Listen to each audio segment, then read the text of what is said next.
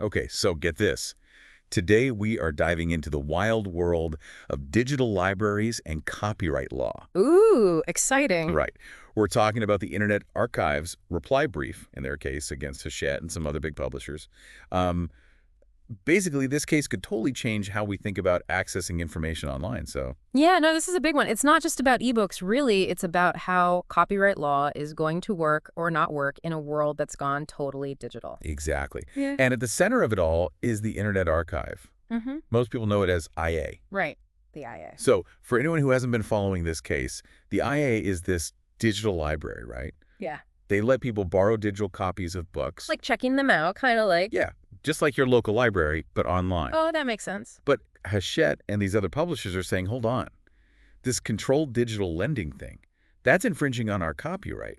Yeah, they're not happy. And that term, controlled digital lending, it's important, right? The IA is really hammering home this idea that what they are doing is different. Well, they're saying it's not like straight up piracy, downloading a book illegally. Right, right. And it's not even like buying a used ebook and then reselling it. It's its own thing, they argue, because they actually own physical copies of all the books they lend out digitally. Okay, so they bought the physical books, then they scanned them. Exactly. And then they're only letting one person borrow one digital copy at a time, just like a regular library. So it's the same concept, just a different format. Exactly. But of course, the publishers are like, not so fast.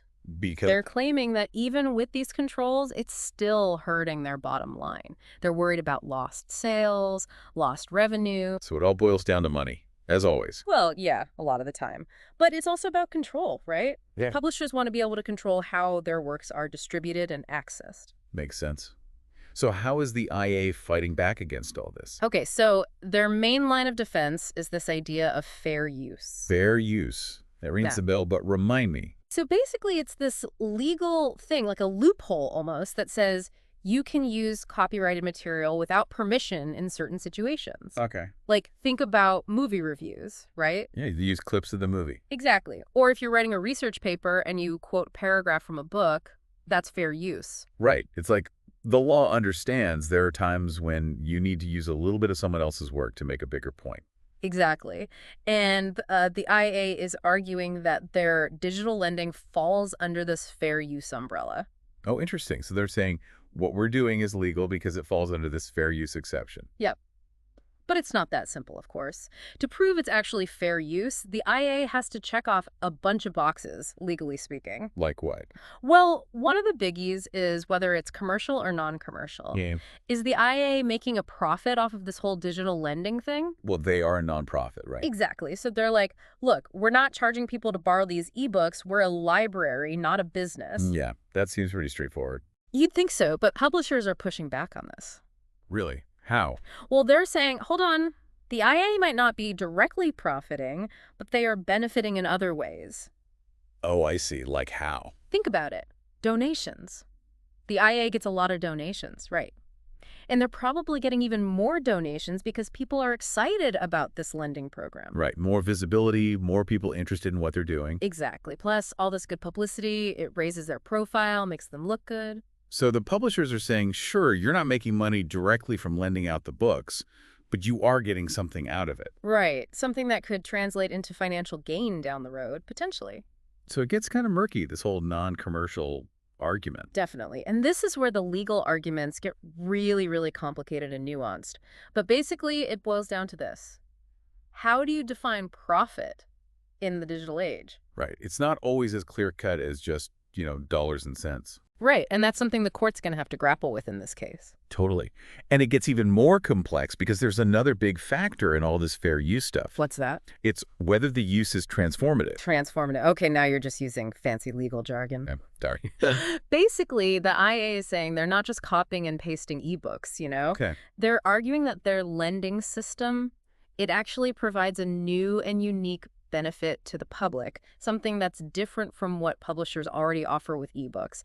They're saying it's not just putting a book on a different screen, it's really transforming how libraries can operate and what they can do. Interesting. So it's less about the what and more about the how. Yeah, exactly. Like, think about it this way. Say you live in a rural area, miles from the nearest library. Right. With the IA's lending system, boom, you can borrow that book instantly no matter where you are. So geographic barriers, gone.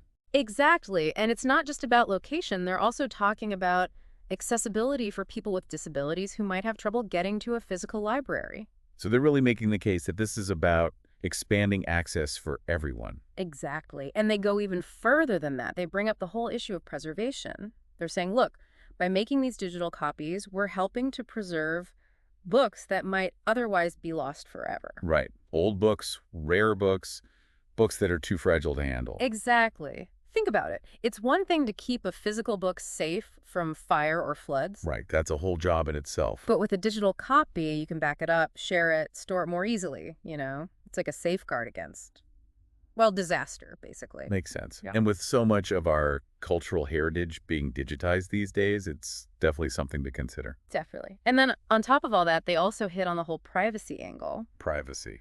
Yeah. So with the IA system, your borrowing records are private. Oh, interesting. So it's like what you borrow stays with you. Exactly. Which isn't always the case with those commercial ebook platforms. That's a good point. It's like your reading habits are your own business. Exactly. So Yeah. you can see they're really trying to cover all their bases. They're really building their case. But even if what they're doing has all these benefits, it still comes down to that one big question. Yeah. The $1,000,000 question, right? Yeah. Market harm. Are they actually hurting publishers financially? Exactly. Because that's a really important part of fair use. The IA has to show that what they're doing isn't negatively impacting the market for these books. And are they? Well, that's where things get really interesting. The IA is basically saying, nope, we're not hurting anyone's bottom line. Really? Yeah. Are they saying that with a straight face? They are. They're actually presenting data that suggests that the ebook market is doing just fine, thank you very much, despite their lending program. So are they saying that publishers have nothing to worry about? Essentially, yeah. They're basically calling publishers bluff on this whole harm argument. They even bring up their National Emergency Library as evidence. Oh, right. From back in 2020 during the early days of the pandemic. Exactly. Remember how they basically lifted all lending limits for a while because everyone was stuck at home? Yeah, it was like a free-for-all for digital books. Right. And the IA's argument is, look, even with all that free lending going on, publishers still didn't see a drop in sales. So they're saying if we were really cannibalizing your market, wouldn't you have noticed by now? Exactly. And it's a pretty compelling point. But of course, the publishers have a counter argument. I bet they do. What are they saying? Well, their main concern, at least in this reply brief, seems to be about something called licensing revenue. Licensing revenue. Okay, break that down for me. So imagine you're a publisher, right? You want libraries to be able to lend out digital copies of your books. Makes sense. So you sell them licenses. Basically, you're saying, okay, you can lend out this many copies at this price. It's a way to control the flow and make sure you're still getting paid. Right. I get it. But here's the thing. If libraries can just scan their own physical copies and lend those out digitally through this whole controlled digital lending system. They wouldn't need to buy licenses anymore. Exactly. And that's what publishers are worried about. They're worried that libraries will say, why buy the cow when we can get the milk for free? Except in this case, the milk is a digital book, and the cow is .copyright law itself. Exactly. And the publishers are worried that if they lose that licensing revenue, it could have a domino effect. Like how? Well, if their ebook revenues go down, then they might not be able to pay their authors as much. Right. And if authors aren't making as much money, then that could discourage them from writing new books. So it's a ripple effect they're worried about. Exactly. They're saying this could hurt the entire publishing ecosystem in the long run.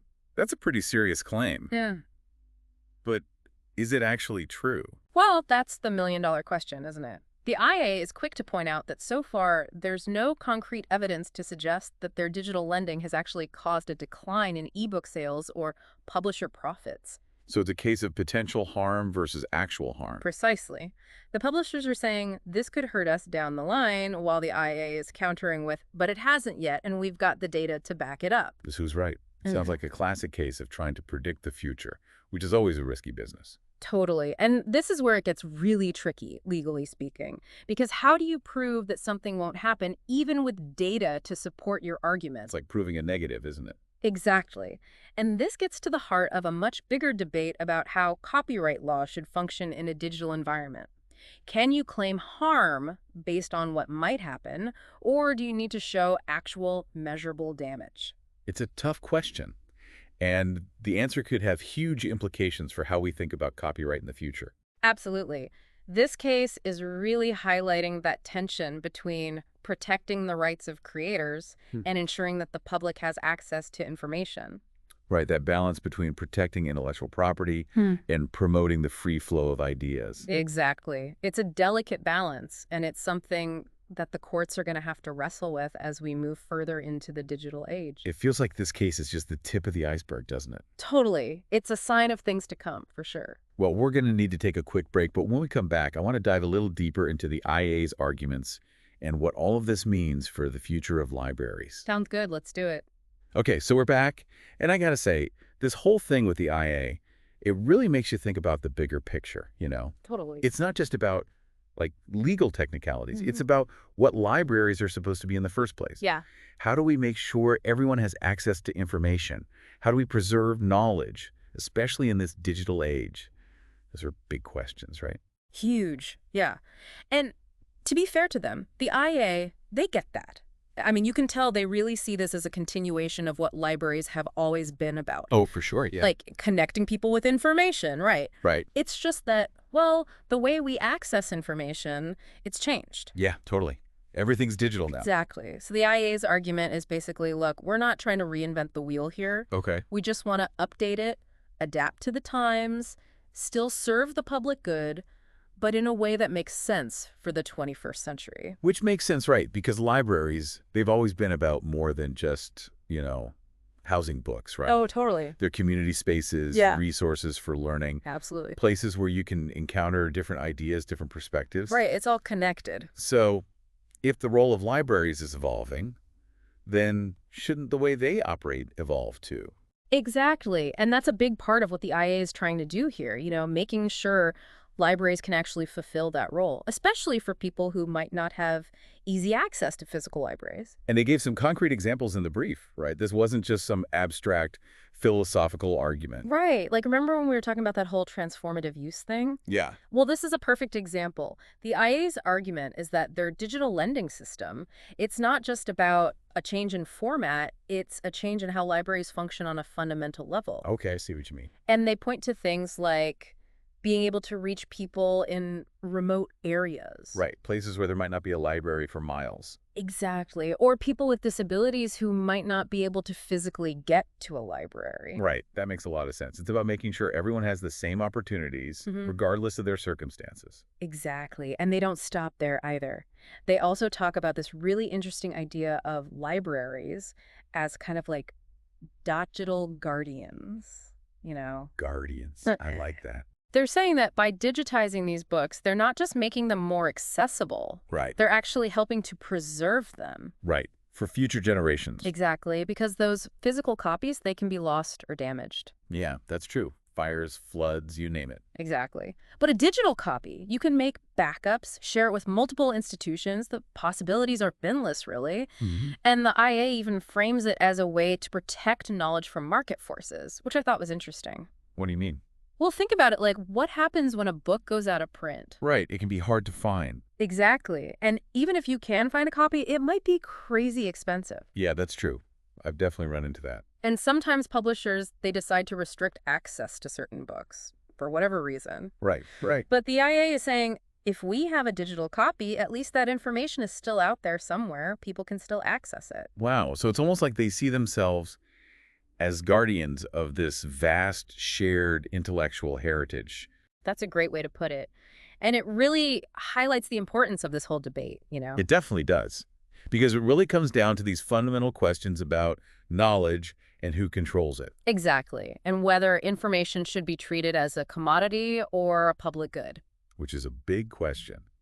It doesn't seem like there's an easy answer, does there? Definitely not. In this case with the IA, it's really putting all of those questions front and center. Yeah, it's like holding a mirror up to our relationship with information in the digital age. Totally. And no matter how the courts ultimately rule in this specific case, those questions, they're not going away anytime soon. You're right about that. It's a conversation that's only going to become more important as technology continues to evolve. Well, this has been a fascinating deep dive into a really complex and timely issue. Huge thanks to you for breaking it all down for us. And for our listeners, we want to hear from you. What do you think about controlled digital lending? Is it the future of libraries? Or is it a threat to the future of publishing? Let us know on social media. And be sure to check out the show notes for links to all the sources we've talked about today. Until next time, keep exploring.